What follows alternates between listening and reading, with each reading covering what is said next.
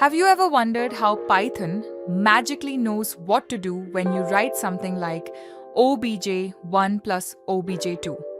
I mean, if I put two numbers together, sure, Python knows how to add them. But if I create my own class called inventory and suddenly write inventory, 1 plus inventory 2, how does Python know what I'm even trying to do? And while we're at it, have you ever seen variables with double underscores and thought, yes, Python's version of private variables? Well, not exactly. And then there are static methods, a feature so misunderstood that half the internet treats it like a superpower and the other half treats it like a normal function wearing a fake mustache. Today we're going to uncover three hidden mechanics of Python OOP: dunder methods, name mangling, and static methods. Think of this video as an X-ray scan of Python's object system. We're going to look under the hood and see what actually happens behind the scenes. Let's start with dunder methods. When you create your own class, Python has absolutely no idea how your objects should behave. If you try to add two custom objects together, Python basically looks at them the way your relatives look at your career plans after hearing the words game developer. It's confused. Python doesn't know how to print your object nicely, it doesn't know how to calculate its length, and it definitely doesn't know how to add two of them together.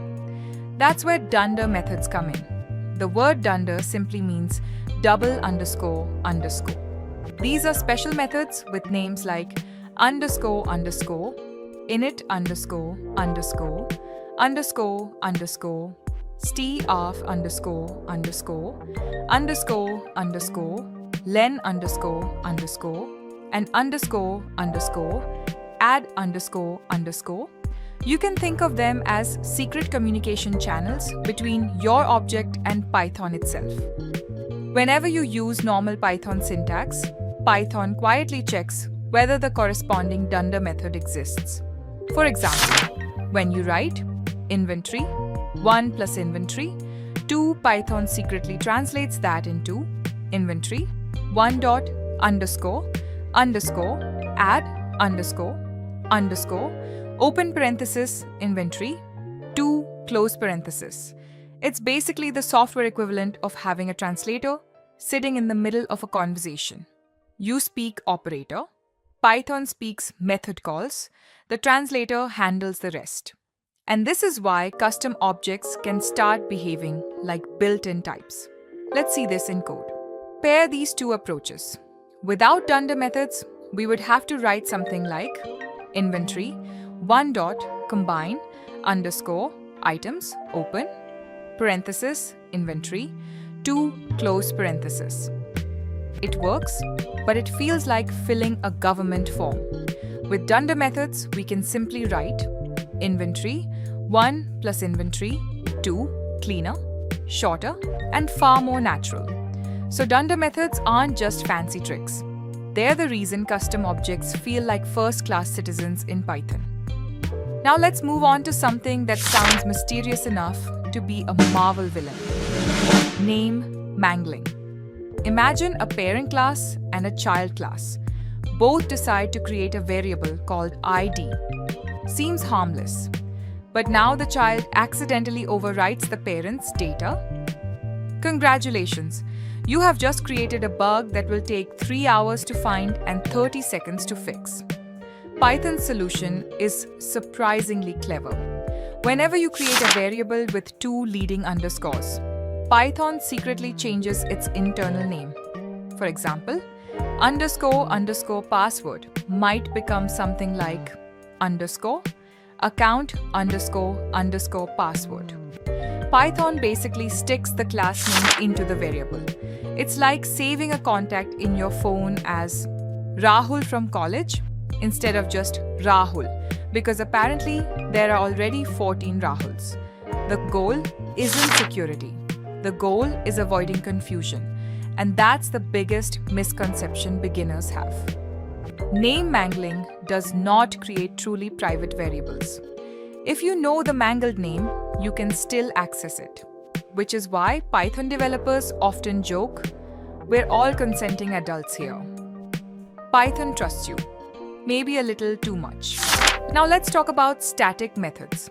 And honestly, this is probably the most misunderstood topic in this entire video. To understand it, imagine 3 people: a doctor, a police officer, and an engineer. Their jobs are completely different, but all 3 need to calculate income tax. Now, would it make sense for each person to have their own separate tax calculator implementation? Not really. The formula is the same. Instead of duplicating the logic, we create one shared utility and let everyone use it. That's exactly the idea behind a static method. A static method belongs to a class, but it doesn't need access to any specific object's data. No self, no object state. Just a piece of functionality that logically belongs there. Think of it as a common facility in an apartment complex. Every resident can use the gym, but the gym doesn't care who lives in flat 101 or flat 502. It just does its job. That's why static methods are perfect for utility functionality. And if you're coming from C++ or Java, there's an interesting difference. In those languages, static methods often feel like a heavyweight language feature. In Python, they're mostly about organization. Many Python developers look at a static method and simply think, this function belongs here. That's it. Let's see a quick implementation. Let's understand static methods with a simple example. Meet a doctor, a police officer, and an engineer. They all do completely different jobs.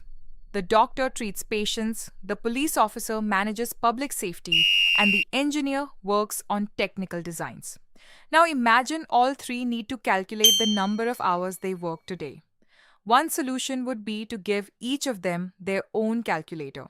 But that's unnecessary because they're all performing the exact same calculation. Instead, we can create one shared calculator and let everyone use it. Since the calculation doesn't depend on any doctor's data, police officer's data, or engineer's data, there's no reason to duplicate it. This is similar to a static method in Python. A static method belongs to a class, but it doesn't need access to instance data through self. It's simply a utility function that's logically related to the class.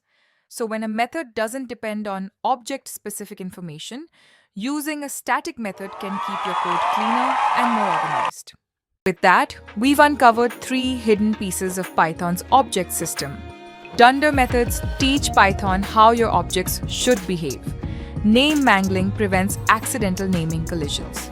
And static methods help organize functionality that doesn't depend on object state.